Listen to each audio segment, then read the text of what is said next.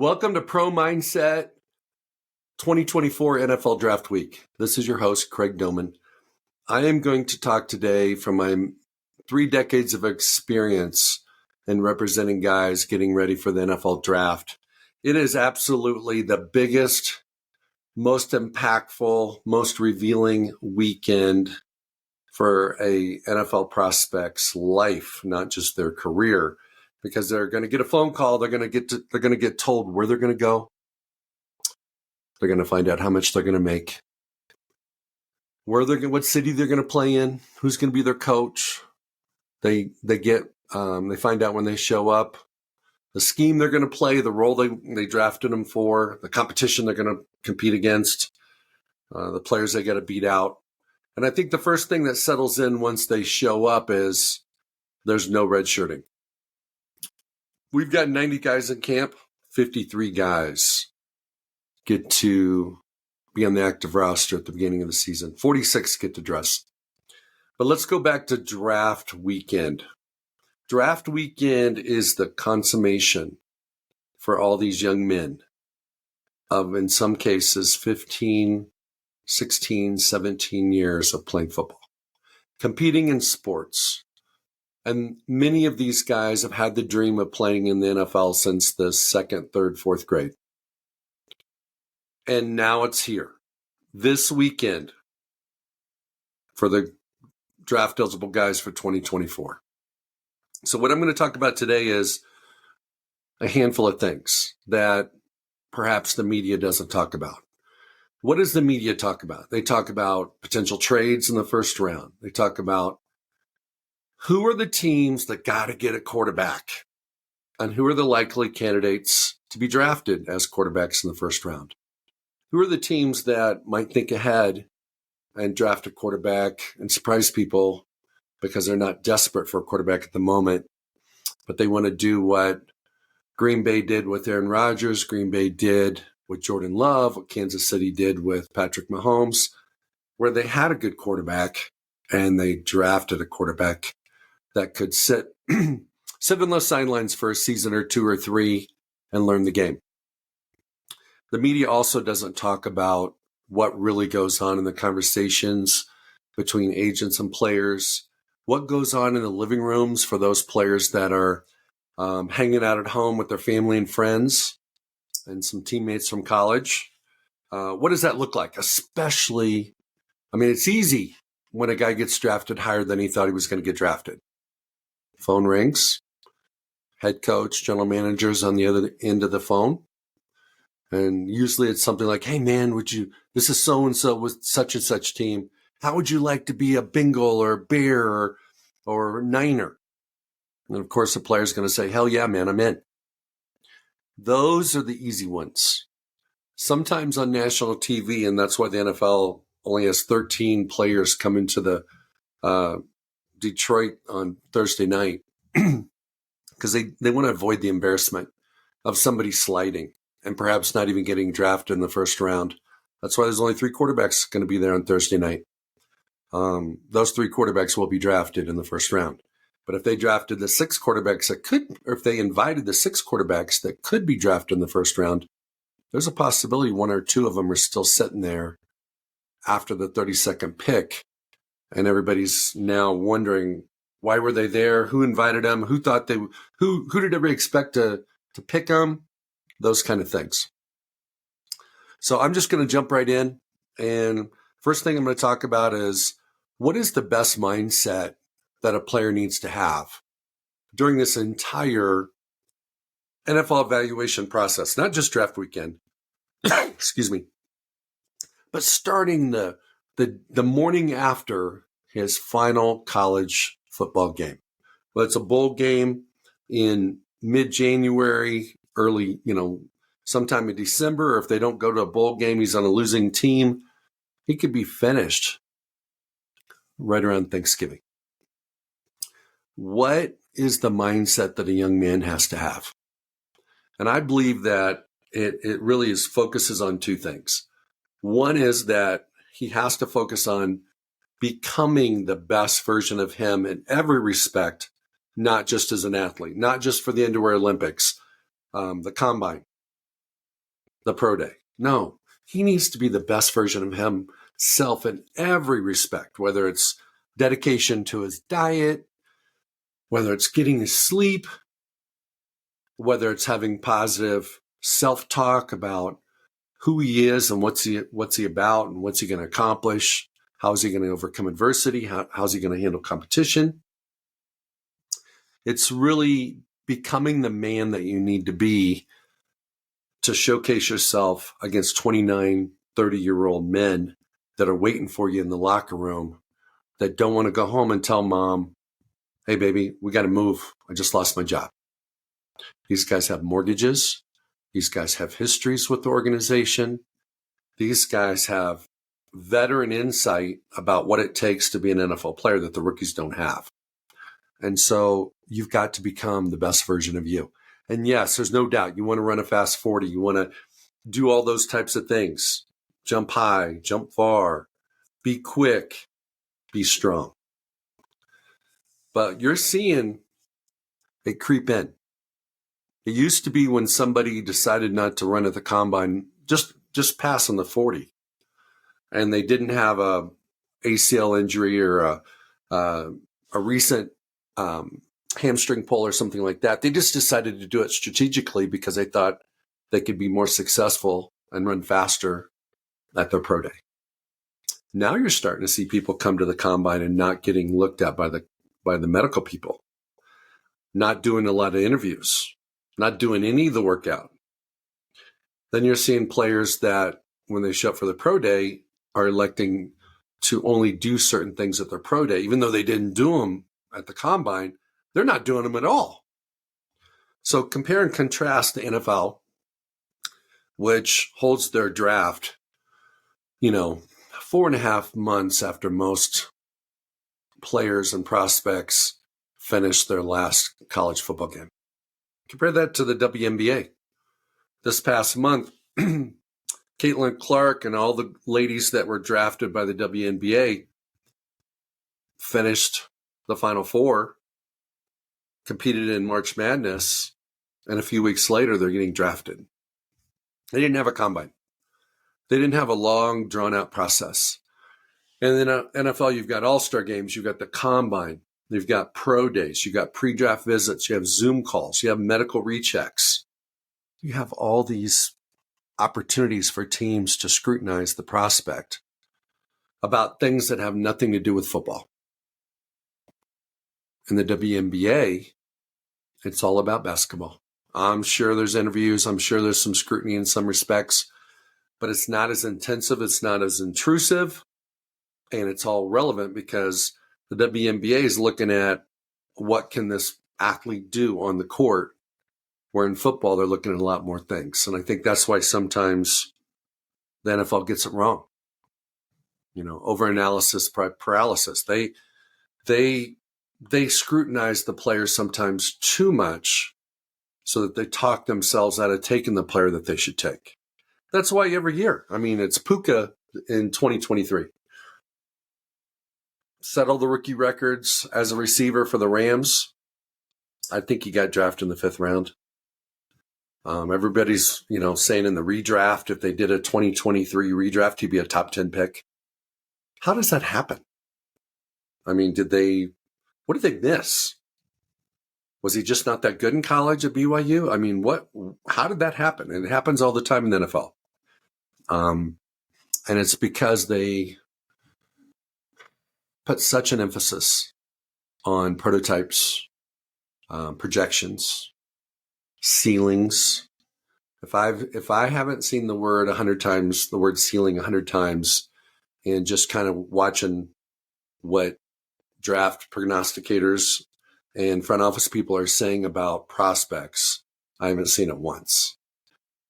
I can tell you from a pro mindset perspective, it's great if a guy's ceiling is high, but I want to know what his base is. I want to know what he's doing now. Yes, maybe with more coaching, more emphasis on ball, not having to go to school, being 100% into his job, being a professional athlete. Of course, there's a possibility and an expectation that the players should improve. but I think it's unreasonable to put a lot of value into a player having a higher ceiling. Just look at the quarterbacks. You got some guys that are 21. You got some guys that are 24. Take Michael Penix. Goes to the national championship game. Had a couple really good receivers. Had a fantastic offense. But because he's 24, he's done. He's not going to get better. He's had a couple ACL injuries. Oh, my God. He'll probably never be able to walk. The reality of it is he might be the best quarterback in the entire draft. Time will tell. I'm not going to say who. I don't know who's. I have no idea. I just wouldn't bet against him. Being 24 from the scout's perspective is a negative. From my perspective, it's a positive. More mature. It's gone through some adversity. Has changed schools. Been in a couple systems. Obviously figured it out. University of Washington's probably never had a better quarterback than him, especially over the last 2 years. I don't know the specific history of the Huskies, but I doubt if there's ever been a quarterback that's accomplished more in the last 2 seasons than Penix did. So with that being said, the best mindset is to become the best version and then to hope for the best fit. Players don't get to choose the teams. The teams choose the players. Even if you go back to Eli Manning, who didn't want to play for the San Diego Chargers at the time, was drafted anyway by the San Diego Chargers in 2003. And then because they knew he didn't want to play there, they did a trade with the Giants and ended up with Phillip Rivers. That being a win-win for both organizations, but that is the exception, not the rule. Interestingly, I saw that the Washington Commanders brought in about 4 quarterbacks last week, all at the same time, meeting with the coaches, meeting with the front office, doing different things, going to Topgolf, seeing how they all respond and react to each other. Who's the alpha male? When you put 4 people in a room, can't have 4 dogs. Doesn't work. Somebody rose to the top. Somebody kind of played small. Those are observations that the Washington Commanders got to observe. But the behind the scenes is there could have been a player, either through his agent, told the team he really doesn't want to play there. So Jaden Daniels is supposed to be, number 2. Nobody's number 2 until number 2's card's been taken up there, and we don't even know which team's going to pick number 2. We just assume it's going to be Washington, but they could trade out of that position. But who's to say that maybe somebody doesn't want to play for Washington, and they've made it known to their general manager, made it known to their head coach. I can tell you right now, if I'm a head coach or I'm a GM, I don't want that kid. All those guys are pretty similar. All those guys have shown a lot in college. I want somebody that wants to be there. So if there is somebody that's made those kind of comments, you're going to see a trade out, trade down. You're going to see a surprise pick. Could happen at number 1 too. I doubt it will, but it could happen. Caleb Williams could, the Bears could move down a spot, acquire a bunch of draft capital. Washington's in the 1 hole. Washington picks Caleb Williams. Caleb Williams is from, I believe, DeMatha, which is that high school is a suburb of Washington, D.C. He's going back home. And the Bears get to pick somebody that wants to be in Chicago. So those are some of the things that happen behind the scenes that as fans and even the media has no idea unless somebody leaks it. And it doesn't get leaked, if it does get leaked, until after the draft when a team's made a move that nobody expected them to make. The other thing I would recommend for a player related to his mindset for this draft evaluation process is all you can do is be the best you can be. And when you read that your hands are too small, you only have an average arm, I'm talking about quarterbacks now, but it's all positions. Doesn't matter who you are, what position you play. All you can do is be you. There's somebody out there. There's a team out there. And when you get those comments and the media criticism and commentary about, oh my God, this guy's his arms aren't long enough or whatever it may be. as a player, you just have to hope you don't go to those teams. If they put such a premium on long arms and you don't have long arms, I hope you don't get picked by the team, because it's just a recipe for failure. If you get picked by a team that doesn't really give a damn about the measurables and they care more about you as a football player, that's where you want to go. So at the end of the day, you're looking for the best fit. As an athlete, you're looking for the best fit. You're looking for positional fit. You're looking for scheme fit, organizational fit, and probably most importantly, you want to go somewhere where an organization has a vision for you and their program into the future. And what I mean by that is if things don't go great, let's say you have a minor injury in training camp as a rook, they don't care. They do care. They don't want you getting hurt. But if you do get hurt, they're going to be patient with you because they have a vision for you into their future. And that's where you want to go. I'm going to shift gears. What is the best mindset for a player? Let me restate that. Let's get into the nitty gritty. What is the real experience and thinking of an NFL prospect during draft weekend? Tomorrow night, this is releasing on Wednesday of draft weekend. The first round for 2024 is on Thursday night in Detroit. They're going to call 32 guys' names. Well, what I can tell you is that there's conversations that take place between players and agents that people aren't privy to. Certainly, there's conversations between the players that are at home and their parents, their mom, their dad, their friends, their girlfriend, that none of us have. We don't have access to that. But I've been there. I've been there as a dad. I've been there as an agent. And I can tell you that from an agent perspective, agents tell players best case scenarios. Tell them to be prepared for worst case scenarios. But nobody wants to be the Debbie Downer. Nobody wants to be the Karen that says, hey man, you may not go the first day.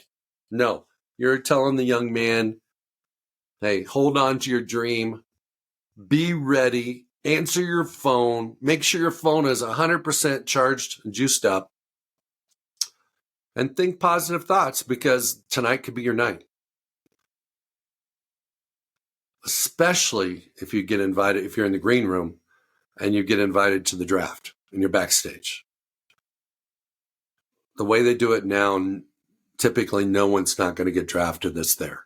Of the 13 players that have agreed to go, it looks like most likely every one of those guys will be gone by the early 20s. We're not going to be going into the 32nd pick, assuming Kansas City doesn't move up or move down.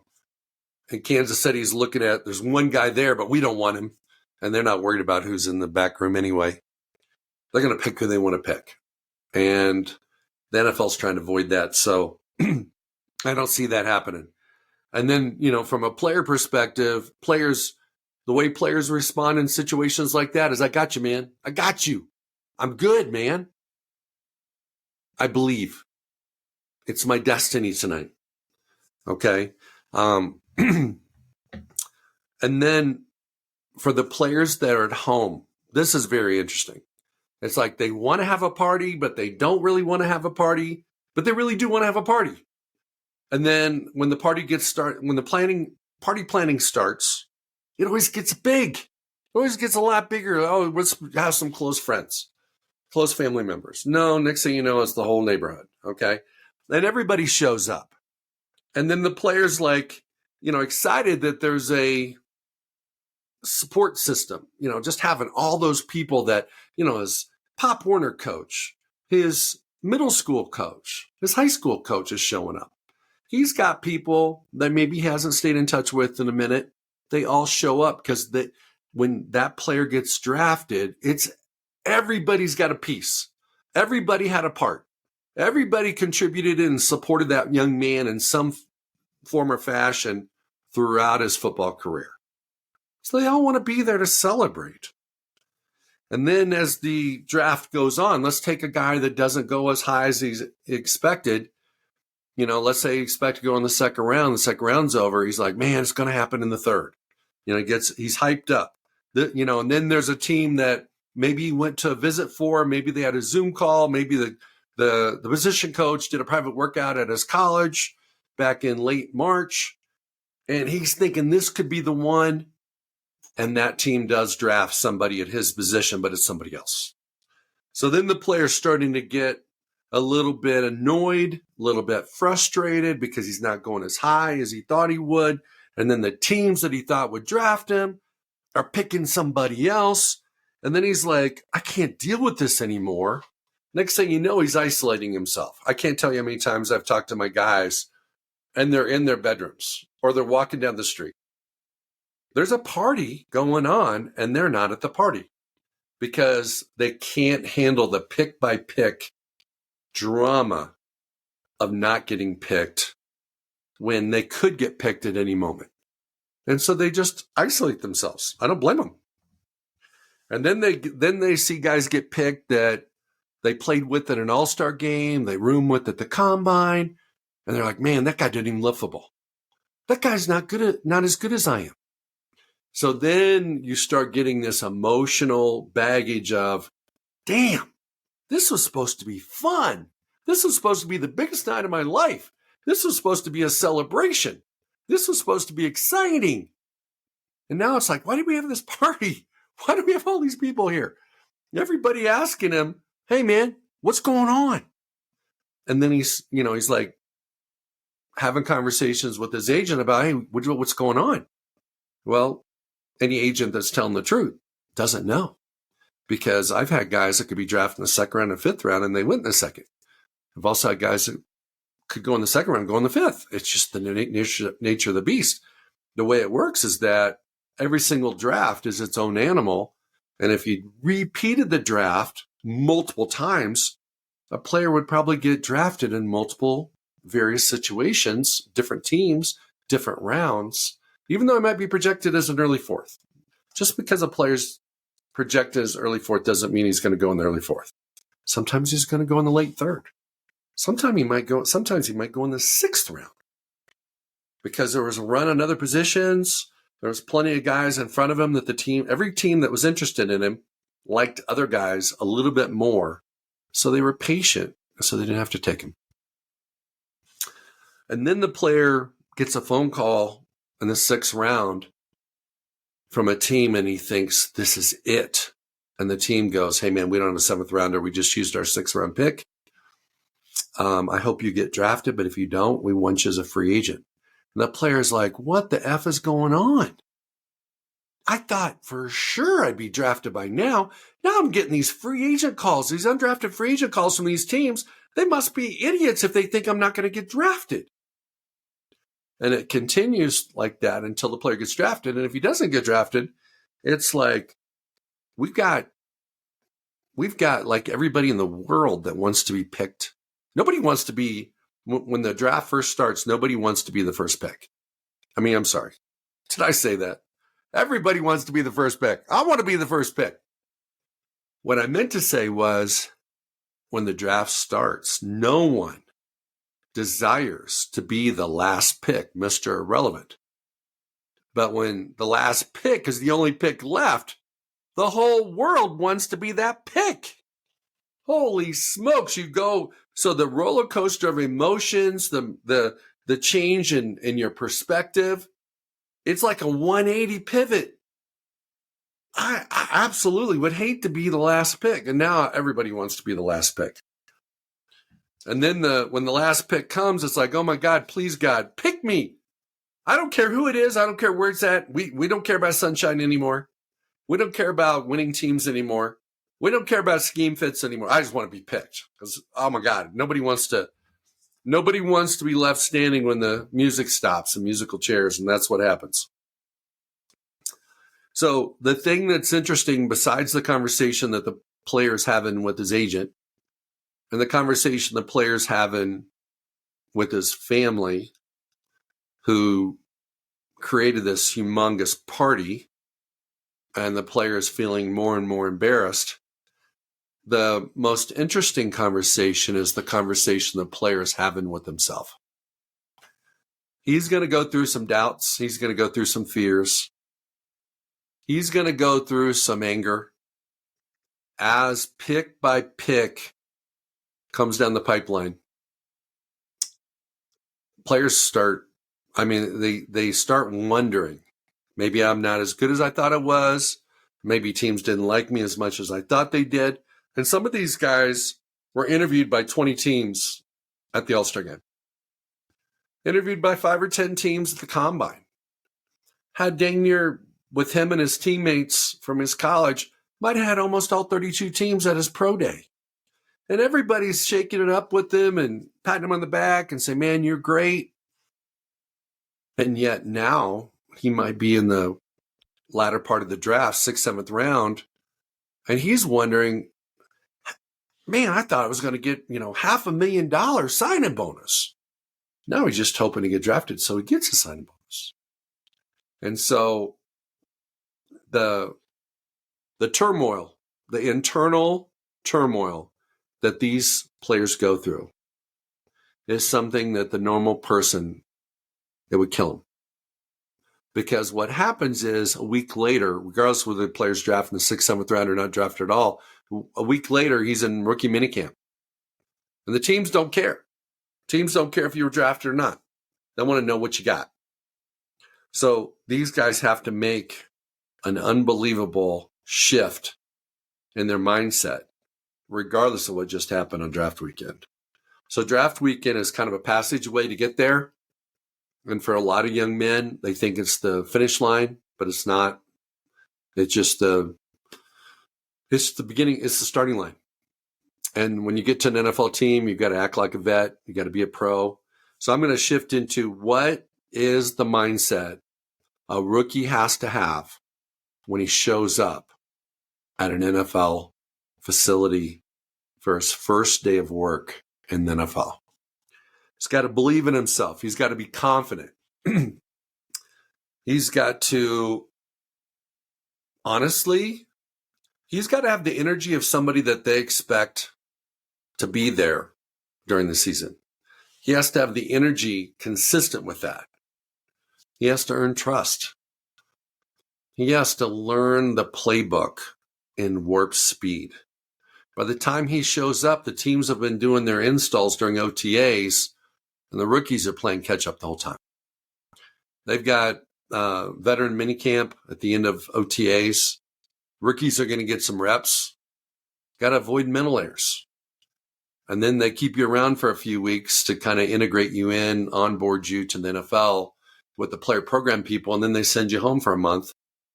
And then you show up for training camp. And when you show up for training camp, everything that's been installed, the players need to know it inside and out. They need to have unconscious competence. They need to know it so well they don't have to think about it. And for some players, they've never had to do that. Or they've had 4 or 5, in some cases 6 years in the same system. So they just learned it over time. And they did have unconscious competence about their college playbook. But when you get to the NFL, they change the playbook every week. And they can't, and mental errors are unacceptable. So the mental load is a lot more once you get to the NFL than it was in college. So I'm going to shift again. What is the biggest or toughest adjustment for those rookies when they get to the NFL? As I mentioned before, there's no redshirting. You got to hit the ground running. There's not the support system you have in college. You got a support system for everything. They make sure you go to class. They make sure you show up on time. In the pros, if you don't show up on time, maybe if you're an early round pick, you might get a few more chances. But if you're a late round pick or an undrafted free agent, you might be just getting your walking papers because you didn't show up on time. The level of detail and expectation for perfection in the pros is much higher than in college.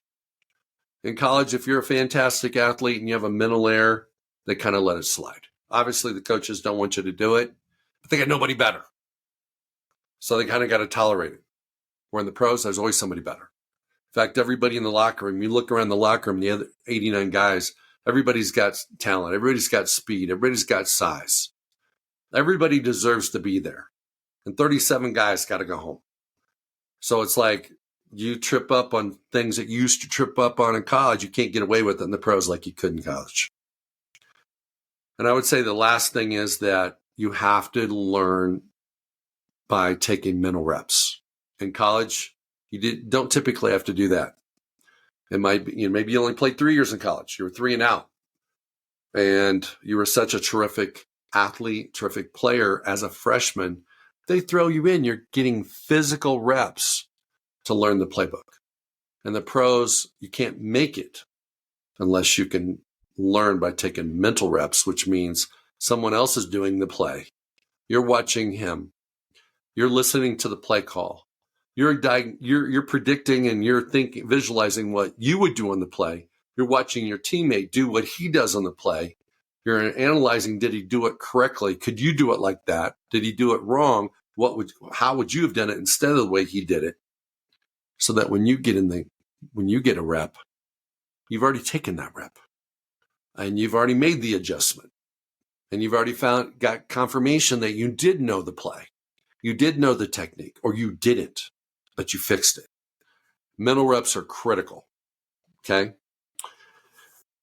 Lastly, what I want to talk about is this NFL dance we've got going on with quarterbacks.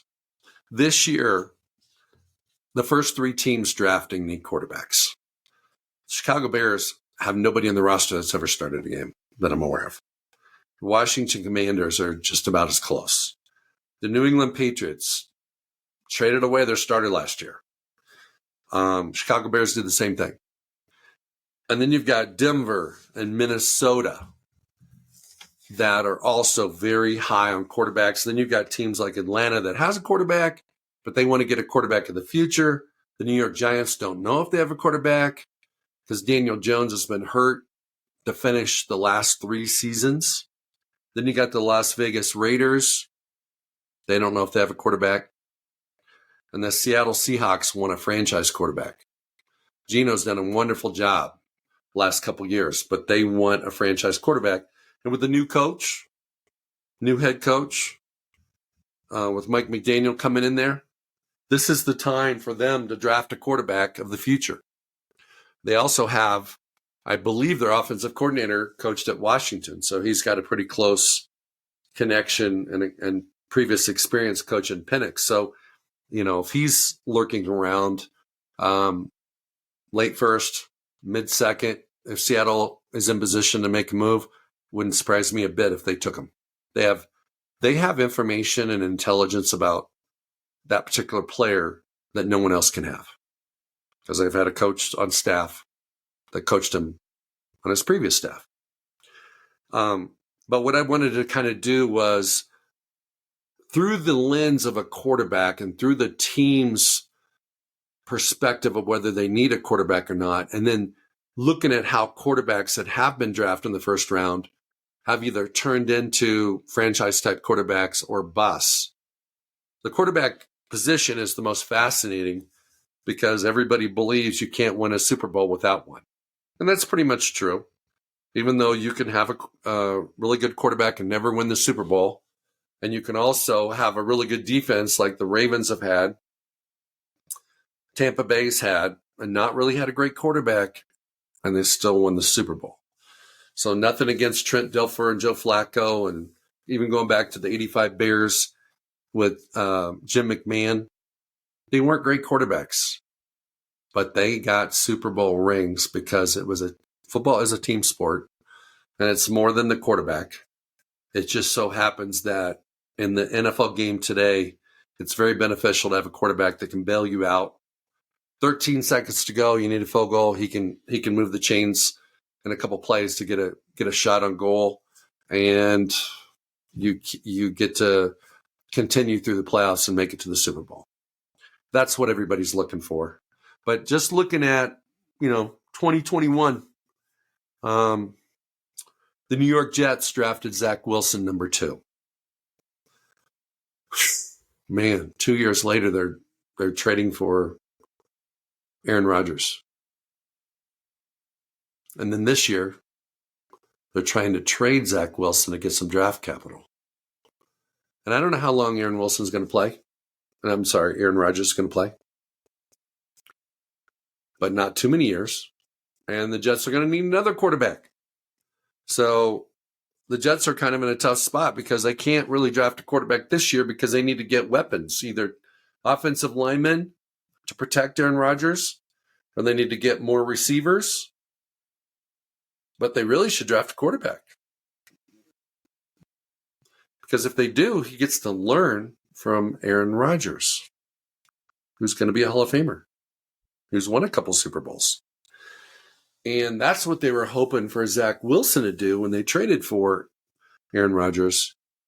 But apparently they've given up on that dream as well. But it's like Trey Lance was number 3 a couple years ago. Sam Darnold was number 3 5 years ago.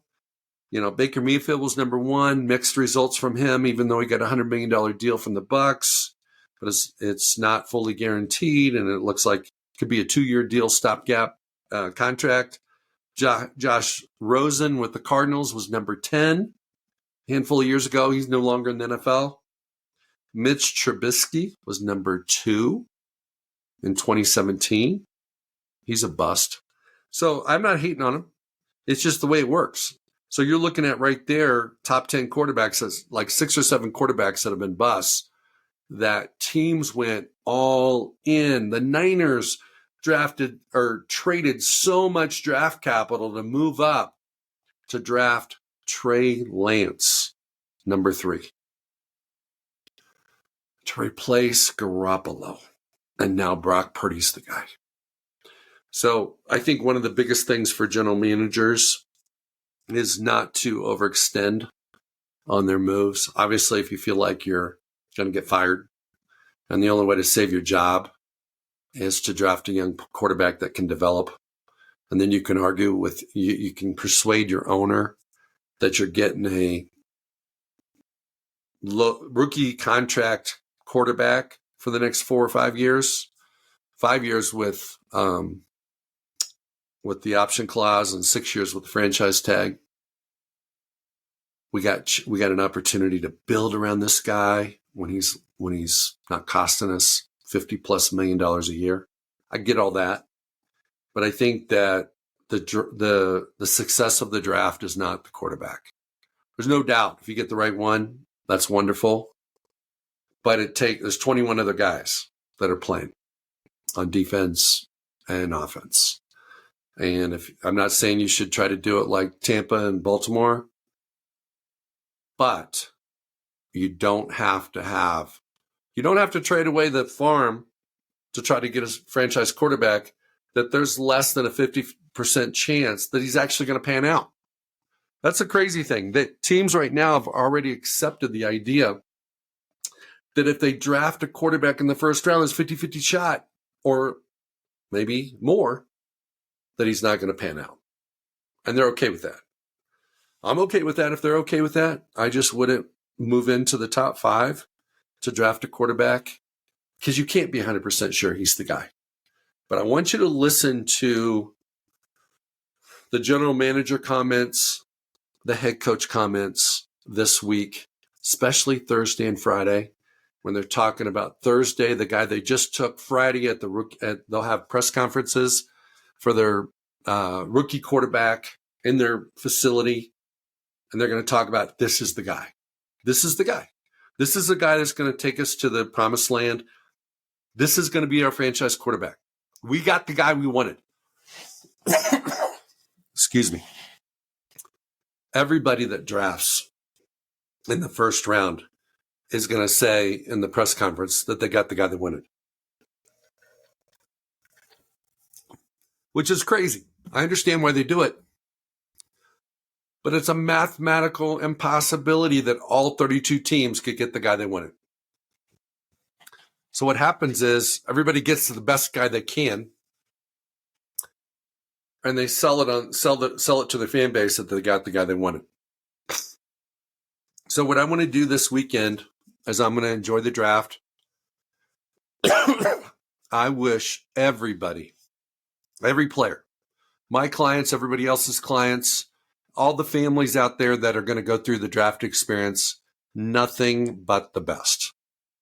And I pray that all these teams that have invested all these resources and time and money doing evaluations, projections, interviews, they have pretty extensive, not pretty extensive, they got crazy extensive processes for their evaluations. I hope they get the right guys. I hope we get the guys that are scheme fits, culture fits, locker room fits, stay healthy. But the reality of it is, January or February of 2025, there's only going to be one team that's going to win the Super Bowl.